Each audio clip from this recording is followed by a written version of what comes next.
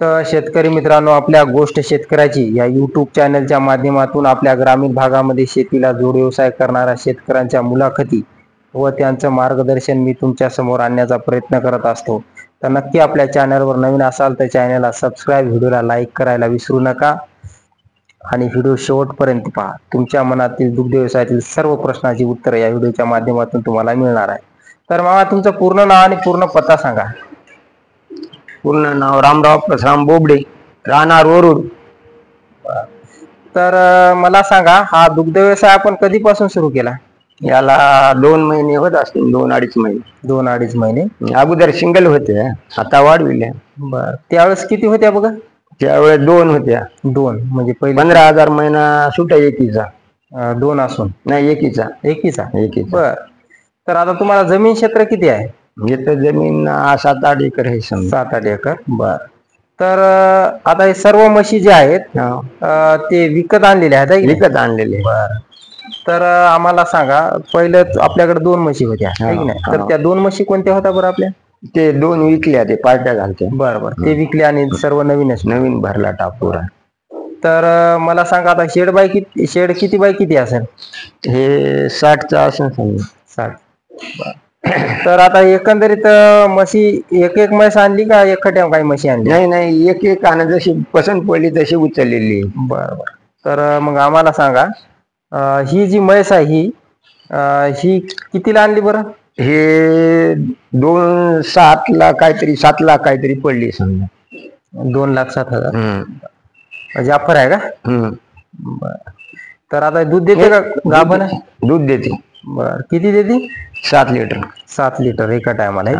बर, आणि ही म्हैस? ते 2,60ची.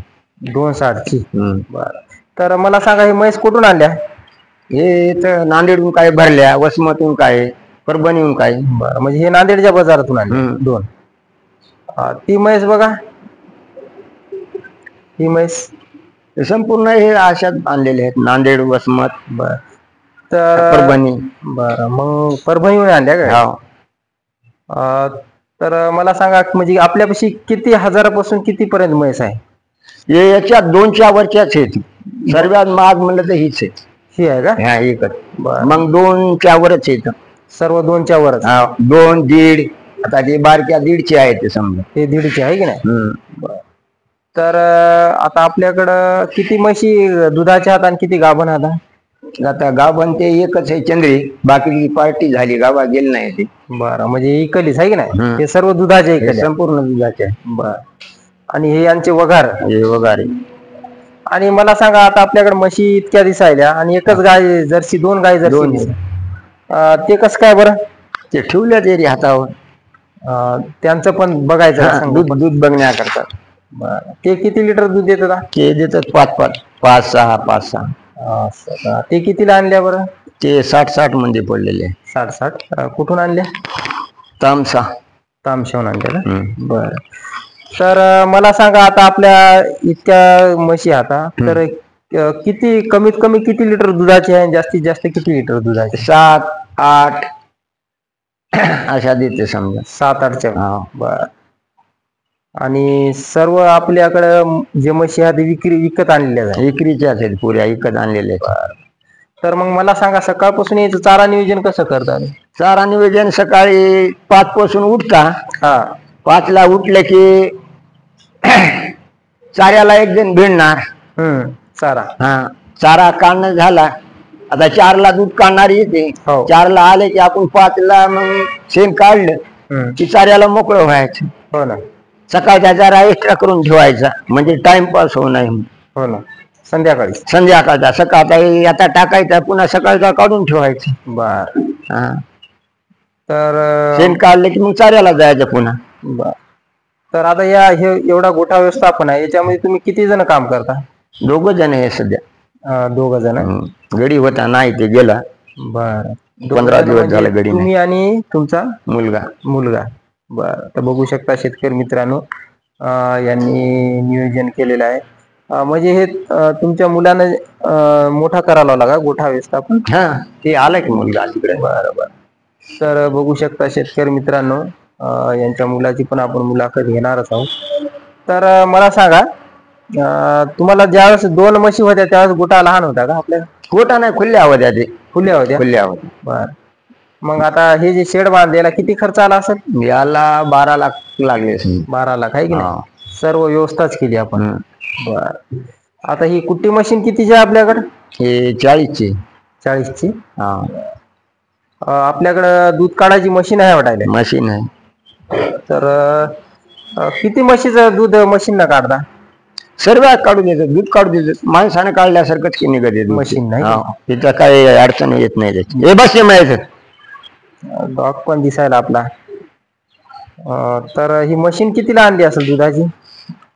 ते 40 मध्ये पडली, पुण्याहून आणलेली. 40 मध्ये. बरं. आता तुम्हाला लाईटची व्यवस्था कशी आहे? डिपो प्रायव्हेट घेतलेला. डिपो प्रायव्हेट घेतला आहे की? बरं. तर ही आपली कुट्टी मशीन कितीला आणली म्हणली? 40ला. 40ला. बर. तर बघू शकता शेतकरी मित्रांनो, यांचं नियोजन कशा प्रकारे आहे, मस्त. तर आम्हाला सांगा, आता दुग्ध व्यवसाय म्हशी घेऊन वाढवणार का आता ही वगार घेऊन? नाही, सध्याचा आता असंच राहणार समजा. नंतरच्या नंतर बघता येईल मग विचार करून. ते चाऱ्याचा पुरवठ्याचा असं नियोजन लावूनच काम करावं लागणार आहे. हो, ते आहे. आता आपल्या चारा किती क्षेत्रावर आहे? आता सध्या एवढाच आहे. आता 1 एकर लावलंय, पुन्हा दुसरं गवत पुन्हा लावलं आहे की नाही? आणि बाकी आपले केळी दिसायला शेतात? केळी आहे, ऊस आहे. आता ऊसाला चालू झाला, आता गवत हे कमी पडल्यामुळे ऊस तोडावं लागायला. हो ना. आणि मला सांगा, आता एवढं दूध आपण हे काढता, डेअरीला देता का काही? नांदेडला जाते, काही डेअरीला जाते, काही शेवटी असे खुल्ले घेऊन जातात ना. नांदेडला जाते? नांदेडला मागणी दुधाला पुष्कळ आहे कुठेही. हो ना. दुधाला थांबू देईना. बरं. मग ते नांदेड तिकडे न्यायची म्हणजे व्यवस्था कशी करता तुम्ही? तुमचे एजंट आहे ना मधामध्ये, ते नांदेडला जाणारा राहते डेली. त्याची डेअरी आहे, ते इथून उचलून नेते त्याच्या स्वतःच्या डेअरीवर. बर. तर मला सांगा, एकंदरीत आपल्या म्हशीला काय फॅट लागते दुधाचा? फॅट नाही, ते ठरवूनच दिलेले राहते जाईल. हो ना. फॅटचा काही हे नाही संबंध. म्हणजे आपल्याला मार्केटला विकायचं म्हणजे ते त्या पद्धतीने आहे की? तर आता आपल्या दुधाला काय रेट न भाव मिळता? 70 न देता समजा. 70 न देता. बर. आणि बाकीचं असं काय तसं काही विक्री करा? खुल्लं जाते ना ते. आणि सकाळ आता याला ढेप वगैरे? ढेप नाही, ढेप पूर्ण झाली ना.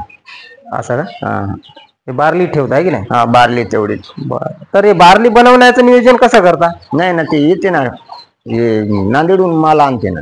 नांदेडून? बरं. हे दोन्ही टाइम बनवता? सकाळी टाइम. आता एवढ्या जनावरला किती किलोचं बनवता?